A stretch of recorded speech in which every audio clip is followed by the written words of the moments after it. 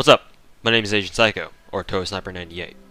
So, if you recall, I mentioned that if my video on Ascension Items and how/where to get them did fairly well, I'd consider making a follow-up video talking about Okeanos and whatnot, seeing that Okeanos is going to be released in, like 3 days from the time of this video being posted. Well, seeing that now the video's got around, like, if not over 10,000 views, I think it's done pretty well. So now I gotta make good on that promise I made, even though it wasn't really a promise to begin with. So in this video today, we'll be discussing Ascension items that appear in Okeanos free quests and their drop rate chances. And for your reference, I'm going to assume that you guys have already watched my previous video on FGO Ascension items and their drop rates and locations and all that good stuff. So in the off chance that you haven't watched it, I highly recommend going back to watch it, because even though there's no denying that Okeanos has a lot of goodies and a lot of great places to farm Ascension items and other materials, the other singularities will still have some pretty good stuff too. That and the previous video explains the basic mechanics of how you obtain these Ascension items, or how the game lets you get these Ascension items. And if you're new to FGO, or if you're still confused about how Ascension and Ascending Your Servants really works, you should really go back and watch it. Or watch anyone else's videos that explains it, but as far as I'm aware, there are videos that only give you like general tips and tricks about the Ascension mechanic thing, but none that really go in super depth, or depth at all, about the particulars and the details about it, especially on a per item basis like my video does.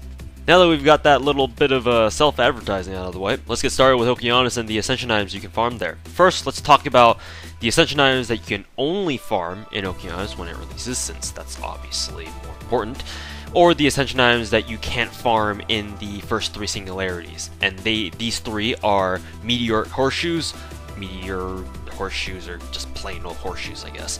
Phoenix Plumes, or Phoenix Feathers, I like to call them, since they're, you know, feathers.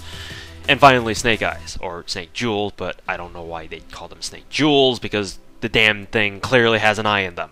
Anyways, unnecessarily picky nomenclature aside, the Horseshoes can be farmed at Caldera Island, as the node is called on the FGO wiki. It's the node where you can also farm Siege of Yggdrasil, which I'm probably butchering the name as usual.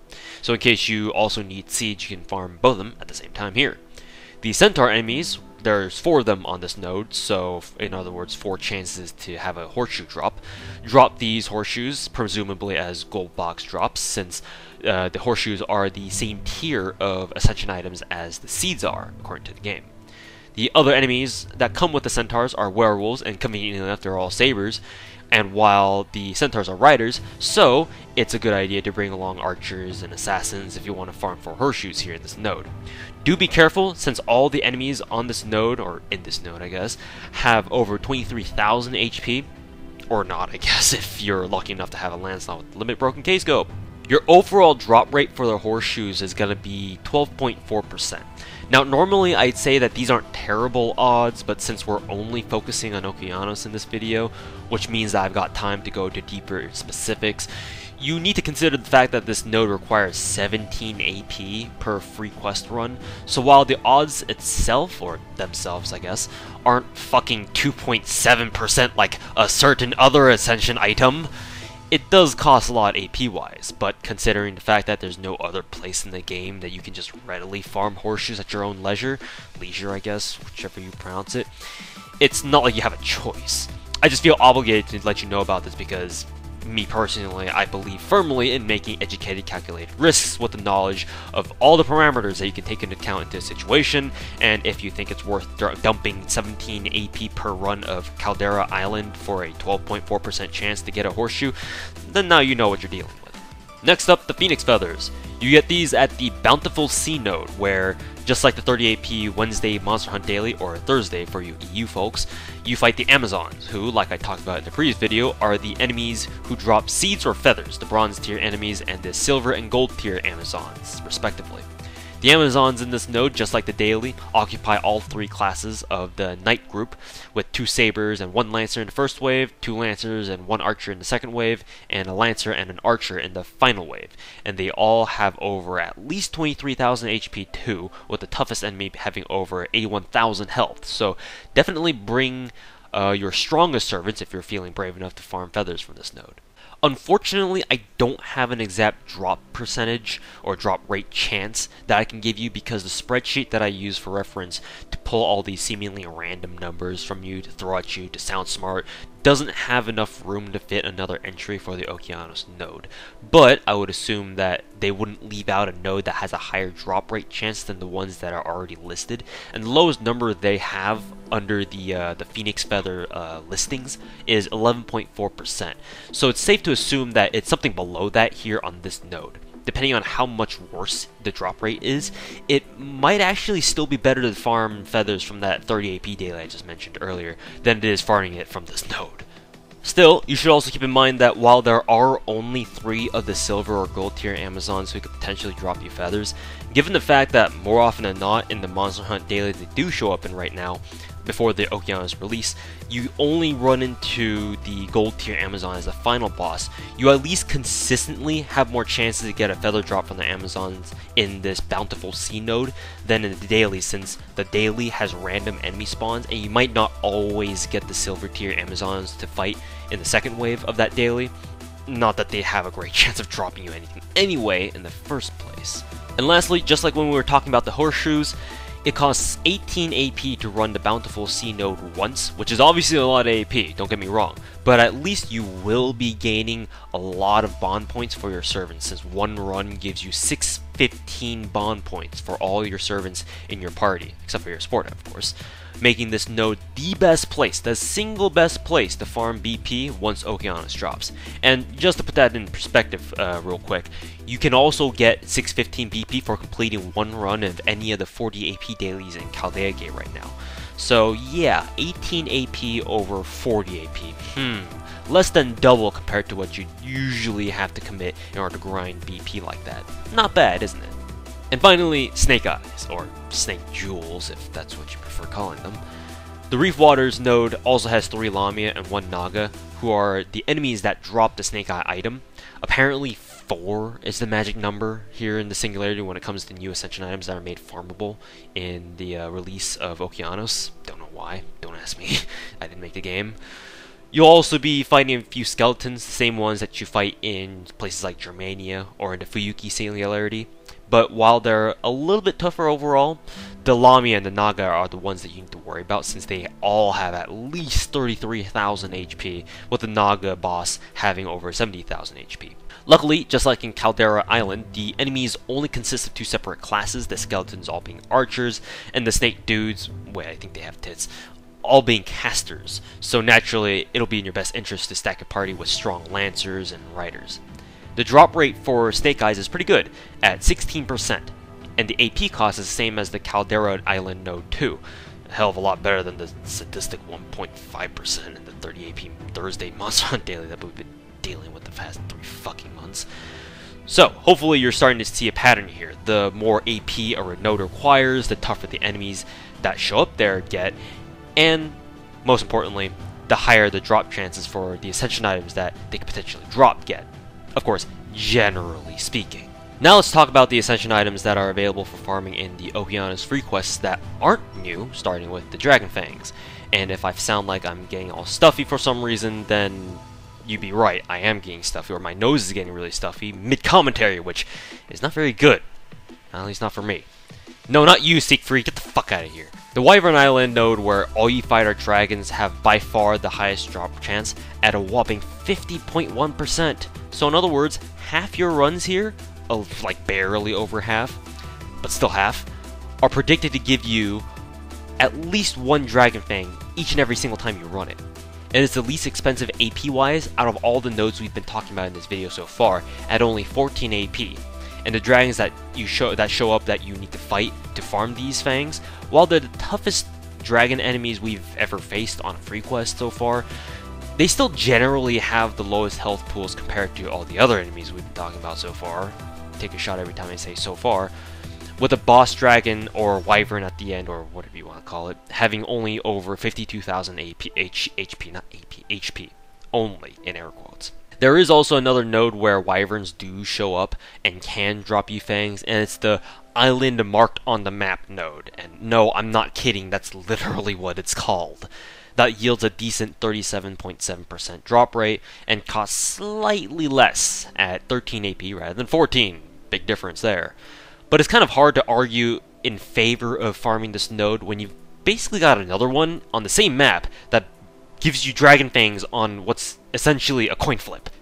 Heroes Proofs become ridiculously easy to farm because the very first node that you unlock in Okeanos, the pirate ship node, has a staggering 60% chance to drop you one per run, which is double the highest chance that we've ever had so far previously at Florence or Mediolanum. More than double actually if you want to get like mathematically technical.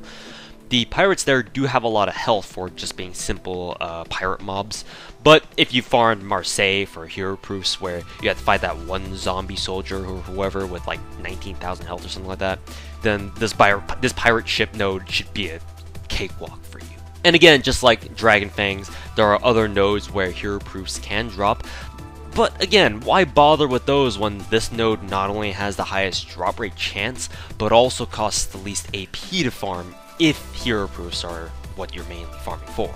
Moving on to Octuplet Crystals, you can farm them on the Saltwater Eye of the Sea node, where there are, surprise surprise, another total of 4 golems that you can fight for them, all of them being berserkers as per the norm. If you've already done Lancelot's interludes, then you'll be used to fighting these golems that have around the same health pools, if not a little bit less.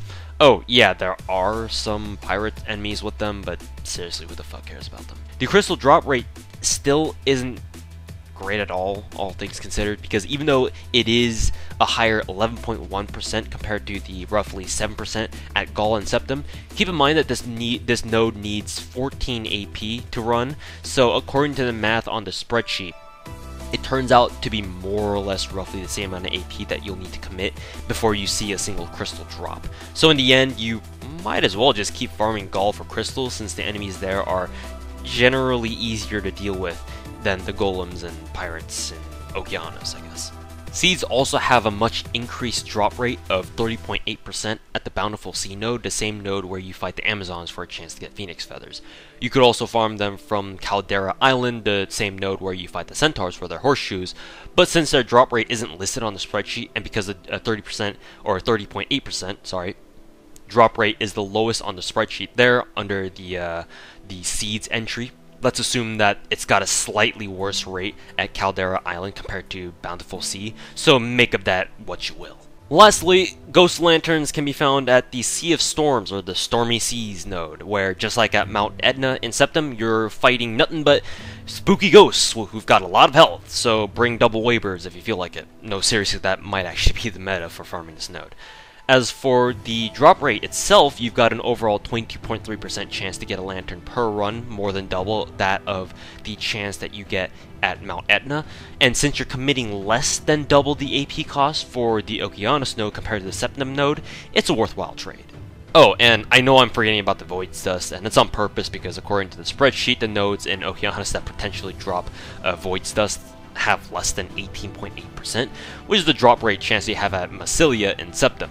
And if you're not already farming Void's Dust from the 30 AP Servant Fight dailies anyway, you're kinda doing something wrong. And that's it for the Okeanos Singularity. This ran for way longer than I was expecting, the video that is, but I think it's alright. Hopefully you found this video informative and useful as the last one, and thanks for bringing my previous video on Ascension Items and whatnot up over 10,000 views. Since I'm the type of guy who likes working with raw, hard numbers, I was worried that maybe the style of the video of me talking about all these percentages and decimal points and big numbers and bullshit could potentially turn some people off, but that seems not to be the case, which is pretty good, since that means that I'm helping some people out, and that's what I want. To further help other people prepare for the Okeanos Singularity, as many people as I can anyway, I've gone ahead and purged my entire friends list, as you can see here, with the few people who are left on it being either IRL friends or friends from a few other FGO Discord servers that you can find me lurking in. So for anyone who would like to add a friendly neighborhood whale as a potential support, feel free to add me. My friend code will be both on the video now and in the description below.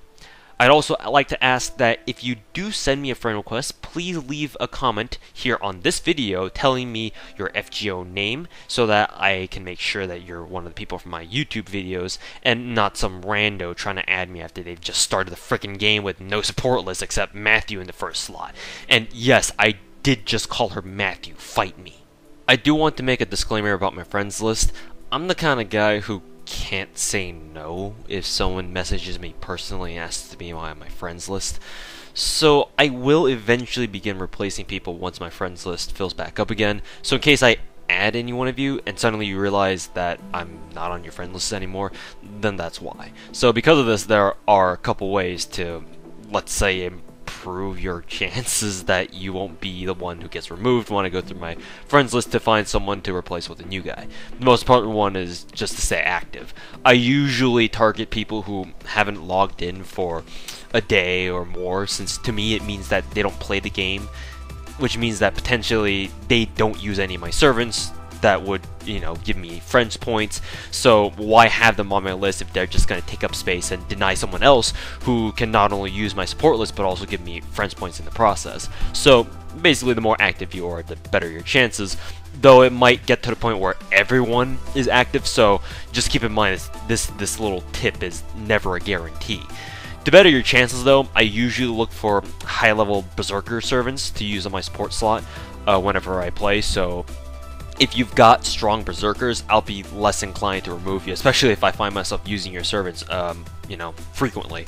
And if you're lucky enough to have like a Lancelot with a limit broken K-scope, then you're pretty much going to stay on my friends list for a really long time. Speaking of Discord servers, some of the friends you saw on my friends list just now have created their own server that we're currently hanging out in, and with their permission, I'd like to invite you guys to it too. So if you'd like, feel free to come hang out with us so that you can ask for help with the game, or just chat if you want, hang out. The Discord invite link will be in the description below as well. And that's it for that announcement. This video's probably stretching out too long, so I won't waste your time anymore. Thanks for watching, and I'll see you guys next time.